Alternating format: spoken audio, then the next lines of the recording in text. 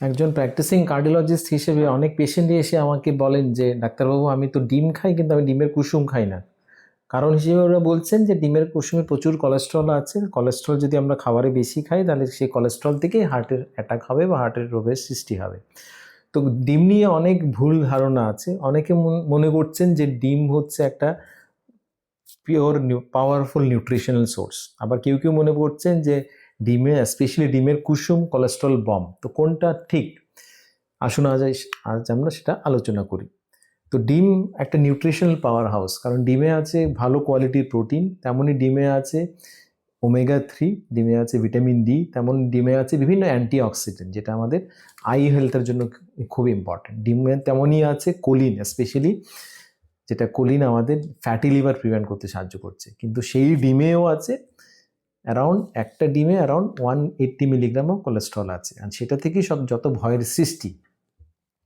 ডিমের স্পেশালি যে হলুদ অংশ, যে কুসুম, সেই কুসুম থেকে সব ভয়ের সৃষ্টি, কারণ কুসুমে আছে কোলেস্ট্রল, আর কোলেস্ট্রল থেকেই হার্টের সমস্যা হয়, সেটা প্রচলিত ধারণা। তো আজ আমি আসলে আলোচনা করি যে এটা কি ঠিক না সেটা ঠিক না, যেটা প্রচলিত ধারণা আমাদের কুসুম সম্পর্কে। তো কুসুমে কি হাই কোলেস্ট্রল থাকে? আনসার হচ্ছে হ্যাঁ, কুসুমে কোলেস্ট্রল থাকে। একটা কুসুমে অ্যারাউন্ড 180 মিলিগ্রামের মতো কোলেস্ট্রল থাকে। সেকেন্ড কোয়েশ্চেন হচ্ছে যে ডিমের যেটা কোলেস্ট্রল, আমরা যে ডিম যেটা খাচ্ছি, কুসুম যেটা নিচ্ছি, সেটা খেলে কি আমাদের ব্লাড কোলেস্ট্রল ইনক্রিজ করবে? তার শর্ট আনসার হচ্ছে না। আমাদের মধ্যে বেশিরভাগই যারা ডিম বা ডিমের কুসুম নিচ্ছেন, ডিমের কুসুম খাওয়া মানে এটা না যে আমাদের ব্লাডে কোলেস্ট্রল রেজ করবে। কারণ আমাদের বডিতে অ্যাকচুয়ালি একটা ডেলিকেট একটা ব্যালেন্স থাকে কোলেস্ট্রল প্রোডাকশনের। আমাদের বডিতে যতটুকু কোলেস্ট্রলের দরকার আছে তার 80% কিন্তু আমাদের বডি নিজেই তৈরি করছে। আমাদের লিভার 80% অফ দ্য কোলেস্ট্রল আমাদের বডিতে যেটা দরকার হয় সেটা তৈরি করছে, আর রেস্ট যেটা 20% সেটা কিন্তু শুধু খাবার থেকে আসছে। তো খাবারের যেটা কন্ট্রিবিউশন কোলেস্ট্রলের, সেটা কিন্তু খুব একটা বেশি না, শুধু 20%। তো সেটা খুব ইম্পর্ট্যান্ট। কারণ যখনই আমরা খাবার দাবারে কোলেস্ট্রলের পরিমাণ বাড়িয়ে দিচ্ছি, সাপোজ আপনি খুব প্রচুর পরিমাণে ডিম খাচ্ছেন, দিনে 5-6টা ডিম খাচ্ছেন, প্রতিটি ডিমে আছে 180 মিলিগ্রাম কোলেস্ট্রল, তার মানে 6টা ডিমে আপনার আছে মোর দেন 700 মিলিগ্রাম অফ কোলেস্ট্রল। তখন লিভার দেখবে যে আমার খাবার দাবারে কোলেস্ট্রল বেশি আছে, আমাদের লিভার কোলেস্ট্রল প্রোডাকশন কমিয়ে দেবে। আবার উল্টোটাও প্রযোজ্য। যখন আমরা খাবার দাবারে কোলেস্ট্রল পরিমাণ কমিয়ে দিচ্ছি, সাপোজ আপনি ডিম খাচ্ছেন না, এটা ভেবে যে আমার কোলেস্ট্রল বাড়বে, আমি ডিম খাবো না, ডিমের কুসুম খাবো না, আমাদের লিভার দেখবে যে আমার ডায়েটে কোলেস্ট্রল নেই, তো তার জন্য লিভার আমাদের কোলেস্ট্রল প্রোডাকশন বাড়িয়ে দেবে, কোলেস্ট্রল নিজে থেকেই লিভার প্রডিউস করবে। তো আমাদের বডিতে যে কোলেস্ট্রল, সেটার ব্যালেন্স কিন্তু মেনটেন করছে লিভার। আর সেটা ব্যালেন্স কেন মেনটেন করছে লিভার? কারণ কোলেস্ট্রল আমাদের স্বাস্থ্যের জন্য, আমাদের হেলথের জন্য, আমাদের লাইফের জন্য খুব ইম্পর্টেন্ট। আমরা সাধারণত ভাবি যে কোলেস্ট্রল একটা almost like poisonous substance. Cholesterol একটু বাড়লেই সবাই ভাবছে যে এটা থেকেই কিছু না কিছু হয়ে যাবে, এটা থেকে হার্টের ব্লক আসবে বা হার্ট অ্যাটাক হবে বা স্ট্রোক হবে। আসলে কিন্তু সেটা না, কারণ এটা যদি পয়জনাস সাবস্টেন্সের মতো হতো, আমাদের লিভার সেটা প্রডিউস করতো না এত পরিমাণে। কারণ কোলেস্ট্রল আমাদের অনেক ইম্পর্টেন্ট কাজ করছে আমাদের বডিতে। আমাদের প্রতিটা কোষের জন্য কিন্তু কোলেস্ট্রল ইম্পর্টেন্ট। ইনফ্যাক্ট প্রতিটা কোষেই কোলেস্ট্রল তৈরি করার ক্ষমতা আছে। সবথেকে বেশি কোলেস্ট্রল তৈরি হয় আমাদের লিভার থেকে, কিন্তু আমাদের বডিতে যত কোষ আছে মেজরিটির কিন্তু ক্যাপাবিলিটি আছে কোলেস্ট্রল তৈরি করার। কারণ কোলেস্ট্রল এতটুকু জরুরি আমাদের শরীরের জন্য, আমাদের স্বাস্থ্যের জন্য। আমাদের সেলের যেটা মেমব্রেন থাকে, সেই মেমব্রেন কিন্তু কোলেস্ট্রল দিয়ে তৈরি হয়। আমাদের ব্রেন কিন্তু বেশিরভাগ কোলেস্ট্রল দিয়ে তৈরি। আমাদের নার্ভ ফাংশনের জন্য কোলেস্ট্রল খুব ইম্পর্টেন্ট। আমাদের যে বিভিন্ন হরমোন তৈরি হয় সেটা কিন্তু কোলেস্ট্রল থেকেই তৈরি হয়। আমাদের যেটা ভিটামিন ডি তৈরি হয় বডিতে, সেটাও কোলেস্ট্রল দিয়েই তৈরি হয়। আমাদের ইনফ্যাক্ট হজমের জন্য কিন্তু কোলেস্ট্রলের ইম্পর্টেন্স আছে, কারণ কোলেস্ট্রল থেকে বাইল অ্যাসিড তৈরি হয় যেটা হজমে সাহায্য করছে। ইনফ্যাক্ট আমাদের ইমিউনিটির জন্য কিন্তু কোলেস্ট্রল ইম্পর্টেন্ট। দেখা গেছে যাদের কোলেস্ট্রল কম, ওদের ইমিউনিটি কমে যায়, ওদের ক্যান্সার হওয়ার সম্ভাবনা বা রিকারেন্ট ইনফেকশন হওয়ার সম্ভাবনা অনেকটাই বেড়ে যায়। তো কোলেস্ট্রল খুব ইম্পর্টেন্ট। কোলেস্ট্রল ছাড়া লাইফ চলবে না। তো কোলেস্ট্রল বেশি থাকলে সেটা প্রবলেম না, প্রবলেম হচ্ছে অন্য জায়গায়। হার্টের অ্যাটাক বা হার্ট ডিজিজ বা স্ট্রোক কখনই হবে। কোলেস্ট্রল বেশি থাকলে যে প্রবলেম, সেটার জন্য হবে না, যখন কোলেস্ট্রলটা ড্যামেজ হবে, তো প্রবলেম তখনই হবে যখন আমাদের কোলেস্ট্রলটা ড্যামেজ হয়ে যায়। আর কোলেস্ট্রল ড্যামেজ কখন হয়? কোলেস্ট্রল ড্যামেজ কিন্তু ডিমের কুসুম খেলে কোলেস্ট্রল ড্যামেজ হয় না। কোলেস্ট্রল ড্যামেজ হয় যখন আপনার ডায়াবেটিস থাকে, আপনার সুগার কন্ট্রোলে নেই, আপনার বডি ইনসুলিন রেজিস্ট্যান্স হয়ে গেছে। কোলেস্ট্রল ড্যামেজ হয় যখন আপনি বেশি পরিমাণে সুগার নিচ্ছেন, সুইটস নিচ্ছেন, রিফাইন্ড কার্বোহাইড্রেট নিচ্ছেন। কোলেস্ট্রল ড্যামেজ হয় যখন আপনি স্মোকিং করছেন, আপনার স্ট্রেস বেশি আছে, আপনার ঘুম ঠিক নেই। কোলেস্ট্রল ড্যামেজ হয় যখন আপনি রিফাইন্ড জিনিস, রিফাইন্ড অয়েলস বেশি ব্যবহার করছেন, আপনি ফ্রাইড আইটেমস বেশি ব্যবহার করছেন, আপনার খাবার দাবারে ওমেগা 6 এর পরিমাণ বেশি পরিমাণে আছে, আপনার বডিতে ক্রনিক ইনফ্লেমেশন আছে। তো এগুলোর জন্য কিন্তু আপনার কোলেস্ট্রল ড্যামেজ হয়। আর যখনই কোলেস্ট্রল ড্যামেজ হয় তখনই ড্যামেজ কোলেস্ট্রলটা আমাদের রক্তনালীর ভেতরে গিয়ে সেটা থেকে ব্লকেজের সৃষ্টি করছে। তো অ্যাবসলিউট অ্যামাউন্ট, কোলেস্ট্রলের অ্যামাউন্টের জন্য কিন্তু আমাদের সমস্যা হচ্ছে না, আমাদের সমস্যা বেসিক্যালি হচ্ছে যখন কোলেস্ট্রলটা ড্যামেজ হচ্ছে। আর কোলেস্ট্রল ড্যামেজ ডিমের কুসুম থেকে হচ্ছে না, কোলেস্ট্রল ড্যামেজ হচ্ছে সুগার থেকে, কোলেস্ট্রল ড্যামেজ হচ্ছে স্মোকিং থেকে, কোলেস্ট্রল ড্যামেজ হচ্ছে রিফাইন্ড অয়েল থেকে, কোলেস্ট্রল ড্যামেজ হচ্ছে এক্সেসিভ স্ট্রেস থেকে। এগুলো হচ্ছে হার্ট অ্যাটাক বা হার্ট ডিজিজের প্রধান কারণ। আরেকটা যেটা ইম্পর্টেন্ট, আমরা যেটা ভাবি যে ডিম কুসুম নিলে আমাদের বডিতে, আমরা খাবার দাবারে কোলেস্ট্রল বেশি নিচ্ছি যেহেতু ডিমের কুসুমে প্রচুর কোলেস্ট্রল আছে, আর সেটা থেকে আমাদের ব্লাডে কোলেস্ট্রল বাড়বে। সেটাও কিন্তু ভ্রান্ত ধারণা। কিন্তু যেটা আমরা অলরেডি ডিসকাস করলাম, আমাদের বডিতে একটা লিভার হচ্ছে এই ব্যালেন্সটা মেনটেন করছে। আমাদের খাবার দাবারে কত পরিমাণে কোলেস্ট্রল আছে সেটার উপর ডিপেন্ড করে লিভার আইদার কোলেস্ট্রল সিনথেসিস বাড়িয়ে দিচ্ছে বা কোলেস্ট্রল প্রোডাকশন কমিয়ে দিচ্ছে, যেন আমাদের বডিতে কোলেস্ট্রল মেনটেন থাকে। এটা মেজরিটি অফ আসের ক্ষেত্রে সেটা প্রযোজ্য। কিন্তু কারো কারো ক্ষেত্রে কি হয়, আমরা সেটাকে বলি হাইপার রেসপন্ডার। তার মানে আমরা খাবার দাবারে যদি কোলেস্ট্রল বেশি নিচ্ছি তাহলে কিন্তু এই ব্যালেন্সটা মেনটেন লিভার করতে পারে না, সেটা মাইনরিটি ইন্ডিভিজুয়ালসে।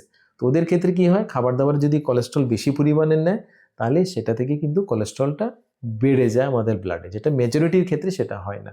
তো সেটাকে বলা হয় হাইপার রেসপন্ডার। মানে ওরা যদি খাবার দাবারে কোলেস্ট্রল বাড়িয়ে দিচ্ছেন, ডিমের কুসুম খাওয়া বাড়িয়ে দিচ্ছেন, তাহলে কিন্তু ওদের কোলেস্ট্রলটা একটু ইনক্রিজ করতে পারে। কিন্তু সেটা কিন্তু মেজরিটির ক্ষেত্রে হয় না, সেটা একদম মাইনরিটির ক্ষেত্রে হয়।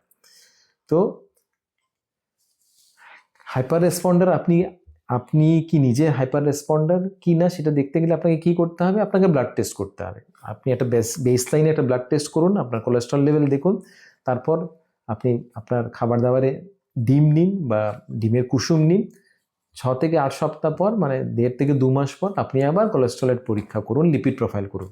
সেই লিপিড প্রোফাইলে যদি দেখা যায় যে আপনার এলডিএল প্রচুর বেড়ে গেছে বা অন্যান্য লিপিড প্যারামিটার্স একদম ডিরেঞ্জড হয়ে গেছে, তখন আপনি হয়তোবা আপনাকে বুঝতে হবে আপনি হয়তোবা হাইপার রেসপন্ডার। কিন্তু এটা মনে রাখবেন যে হাইপার রেসপন্ডার কিন্তু খুব নগণ্য পরিমাণে আছে, এরা হচ্ছে মাইনরিটি। আমাদের মধ্যে বেশিরভাগই, মেজরিটি কিন্তু হাইপার রেসপন্ডার না। তার মানে আমাদের মধ্যে বেশিরভাগই যদি আমরা ডিমের কুসুম নিচ্ছি, ডেইলি নিচ্ছি, একাধিক নিচ্ছি, তবুও কিন্তু আমাদের কোলেস্ট্রল রেইজ করবে না। তো তার মানে বেশিরভাগ ক্ষেত্রে আমরা ডিমে যদি কুসুম নিচ্ছি তাহলে কিন্তু সেটা আমাদের কোলেস্ট্রল রেইজ করবে না, কারণ সেটা আমাদের লিভার আমাদের সেফগার্ড করে রাখবে। তো এতক্ষণ পর্যন্ত আমরা জেনে নিলাম যে কোলেস্ট্রল বাড়লেই যে আমাদের হার্টের অ্যাটাক হবে বা হার্ট ডিজিজ হবে সেটা না। ইনফ্যাক্ট কোলেস্ট্রলের অ্যামাউন্টের উপর ততটুকু নির্ভর করছে না হার্ট অ্যাটাক বা হার্ট ডিজিজ হবে কি না, সেটা নির্ভর করছে যে আমাদের কোলেস্ট্রলটা ড্যামেজ আছে কি না। কোলেস্ট্রল ড্যামেজ হয় কিন্তু সুগারের জন্য, কোলেস্ট্রল ড্যামেজ হয় স্মোকিংয়ের জন্য, স্ট্রেসের জন্য, এক্সেসিভ ওমেগা 6-এর জন্য ও ইনফ্লেমেশনের জন্য। আমাদের ডিমের কুসুম খেলে কিন্তু কোলেস্ট্রল ড্যামেজ হবে না। তেমন ডিমের কুসুমও সবার ক্ষেত্রে যে ডিমের কুসুমই কোলেস্ট্রল বাড়িয়ে দেবে সেটাও না। মাইনরিটির ক্ষেত্রে হয়তোবা বাড়াবে, 100 জনের মধ্যে হয়তোবা 5 জনে সেটা বাড়াতে পারে, কিন্তু বেশিরভাগ ক্ষেত্রে কিন্তু ডিমের কুসুম নিলে আপনার কোলেস্ট্রল রেইজ হবে না, কারণ আমাদের লিভার সেটা আমাদের প্রোটেক্ট করে রাখবে। তেমনই ডিম স্পেশালি একটা গুড প্রোটিন কোয়ালিটি সোর্স। আর ডিমের প্রোটিন যেটা আছে সেটা বেস্ট কোয়ালিটি অফ প্রোটিন। মাছ মাংসেও যে প্রোটিন আছে সেটা থেকেও ডিমের প্রোটিন কোয়ালিটিটা বেশি, কারণ সেটা ডাইজেস্টিবিলিটি বেশি, মানে এটা আমাদের বডি ইউটিলাইজ করতে পারে ডিমের যেটা প্রোটিন আছে। তো ডিমের প্রোটিন হচ্ছে good quality protein, best quality protein, আর এটা কোয়াইট ইজিলি অ্যাভেলেবল আর ইনএক্সপেন্সিভ। স্পেশালি যখন আমাদের বয়স বাড়ে, বয়স যখন 40 বা 50 পেরিয়ে যায় আমাদের কিন্তু মাসেল লুজ হতে শুরু করে, যেটাকে আমরা বলি সার্কোপিনিয়া। মানে মাসেল লুজ হলে কি হয়, আমাদের মেটাবলিজম স্লো হয়ে যায়। আর মেটাবলিজম স্লো হওয়ার জন্য আমাদের ফ্যাট বেড়ে যায় বডিতে। আমাদের ফ্যাট বাড়লে আমাদের সুগার হওয়ার সম্ভাবনা বেড়ে যায়। তো বয়সের সঙ্গে সঙ্গে এই সার্কোপিনিয়ার জন্য যখন মাসেল মাস ডিক্রিজ হতে শুরু করে আমাদের প্রোটিন নেওয়া কিন্তু আরও বাড়িয়ে দেওয়ার দরকার। কিন্তু সেক্ষেত্রে অনেকেই আমরা কিন্তু প্রোটিন কমিয়ে দিচ্ছি, তো এটা ডাবল ট্রাবল হয়ে যায়। আমাদের যখন প্রোটিনের বেশি দরকার হয় আমরা প্রোটিন তখন কমিয়ে দিচ্ছি, আমরা ডিম নিই না, ডিম থেকে আমাদের যে বেস্ট কোয়ালিটি প্রোটিন সেটা আমরা পাচ্ছি না। তো সেটাতে আমাদের অনেক প্রোটিন ডেফিসিয়েন্সি ঘাটতি দেখা দিতে পারে। অ্যান্ড লং টার্ম প্রোটিন ডেফিসিয়েন্সিতে অনেক প্রবলেম দেখা দিতে পারে।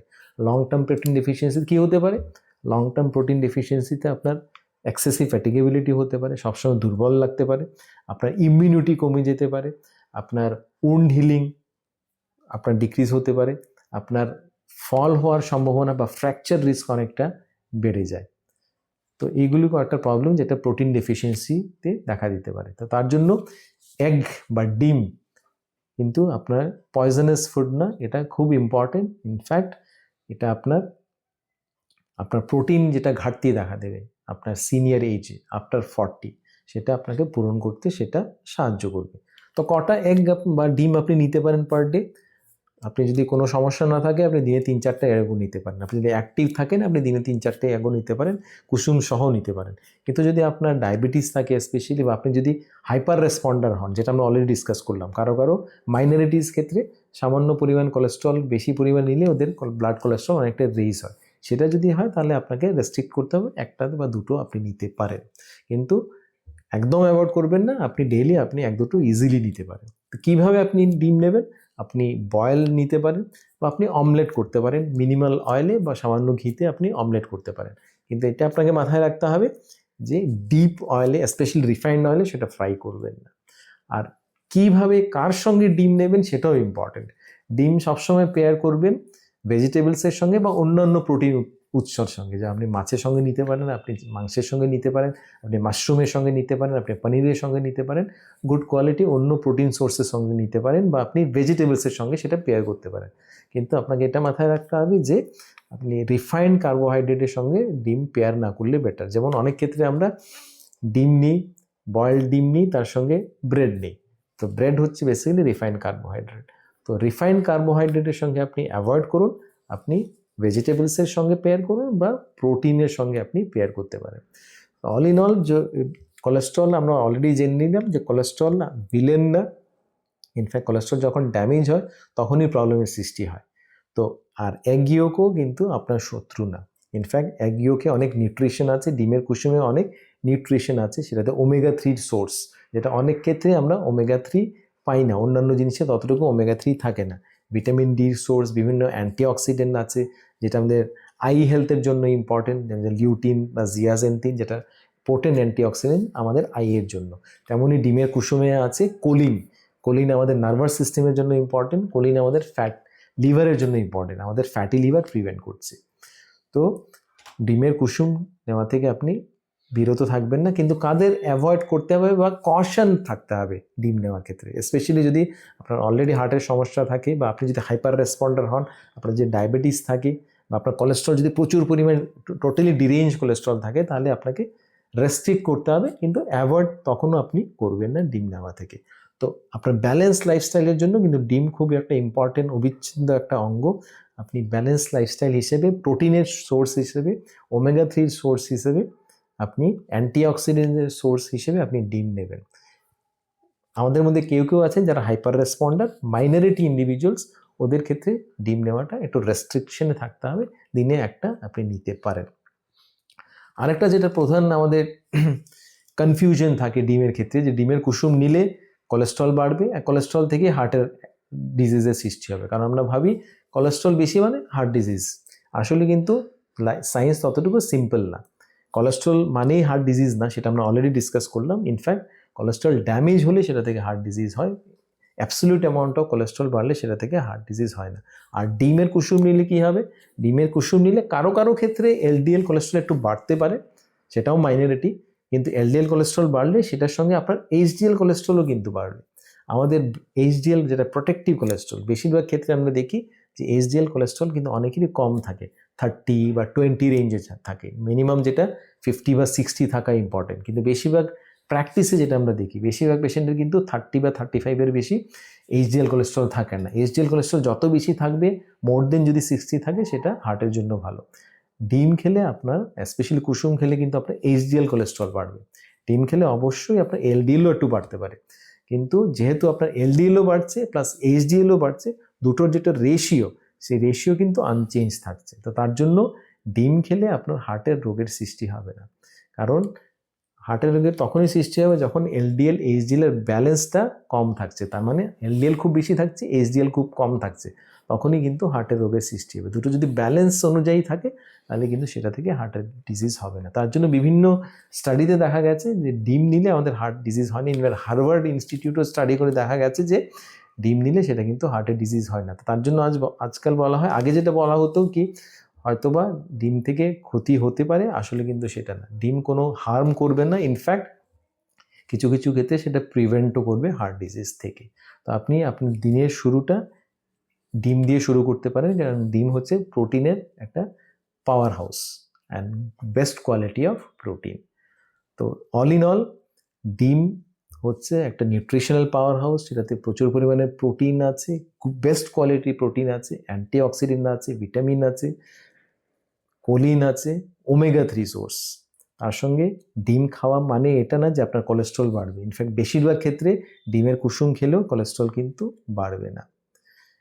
ইনফ্যাক্ট ডিমের কুসুম নিলেও কিন্তু আপনার হার্ট ডিজিজ হবে না। ইনফ্যাক্ট দেখা গেছে সায়েন্টিফিক স্টাডিতে, ডিম নিলে সেটা অনেক ক্ষেত্রে এটা প্রিভেন্টিভ। তো আজ থেকে ডেইলি আপনি ডিম নিতে পারেন। এই কন্টেন্ট যদি আপনার ভালো লেগে থাকে, তাহলে আমাদের চ্যানেলকে লাইক, শেয়ার, সাবস্ক্রাইব করুন অ্যান্ড ফেসবুকে আমাদের ফলো করুন। অ্যান্ড নেক্সট ভিডিওতে আমরা আলোচনা করব যে সব ডিম কি same, there are different types of eggs. আমরা অলরেডি এই ভিডিওতে আলোচনা করলাম ডিম স্বাস্থ্যের জন্য ভালো, কিন্তু সব ডিম কি সেম, সেটা জানার জন্য আপনি নেক্সট ভিডিওর জন্য ওয়েট করুন। আর আপনাদের যদি এই ভিডিও ভালো লেগে থাকে, তাহলে আমাদের এই ভিডিও আপনি ফলো করুন, যেটাতে আমি ডিসকাস করেছি যে আপনার ব্রেকফাস্ট কী হওয়া উচিত, স্পেশালি হেলদি লাইফস্টাইলসের জন্য।